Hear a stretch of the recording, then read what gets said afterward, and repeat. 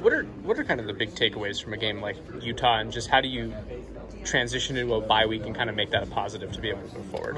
Kind of just work on the things we got to correct. Obviously didn't play a great second half. Kind of came out flat as a whole team. We already talked about it, discussed it. Had a long bye week to discuss it. So, we moved on. We're on Washington State now, and kind of already made that correction. Moving forward. What's the balance of that, though? I mean, obviously, wanting to get back on the field after a loss, but is it kind of refreshing to have the bye week? It was refreshing, but it also stung because that's just another week that we kind of had to sit on it, hear about it. And so, obviously, like I just said, we had a long bye week. We had to hear about it, whether it be online coaches, amongst ourselves as players. But, we worked out our problems. We knew what we did wrong, and now we just got to fix it and not make those same mistakes again. Things are kind of lined up for you guys. If you want to reach your goals, you still have that opportunity. What would you say is one thing that needs to happen for you guys to kind of get on the road in the second half?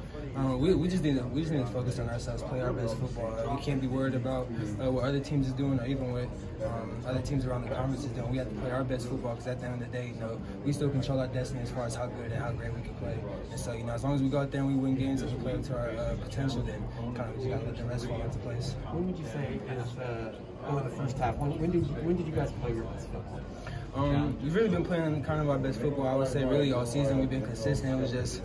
It was really just a bad half. Like I said, we've heard about it for a long week, and so kind of we just got it out of our system. We can't let that happen again.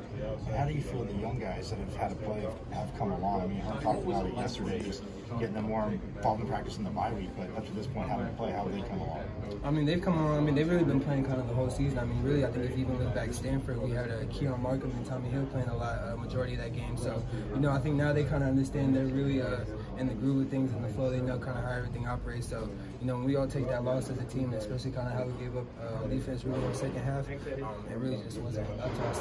So they get it, older guys get it, we enforce it, so now we just got to move on. What are some of the things that stand out to you about Washington State when you watch them on film?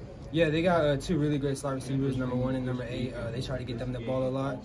They got good concepts to try and really create space for them, get them in the open field, one-on-one matchups. Got a great running back as well, great alignment. So, really it's on the DBs this week. We got to cover, we got to lock onto our guy, and everybody just has to do their job. What are some of the things that you guys as DBs have to kind of key in on when you face an offense that does do a lot of 4 wide receiver, personnel groupings and all that kind of stuff? I think a lot of it really is just eye control. We know they're going to pass the ball, so if we're playing man coverage, we can't be looking at the quarterback. We can't be looking at what everybody else is doing. We got to keep our eyes on our man so that, wherever he goes, we can react properly to and make plays. Thank you. No problem. Good.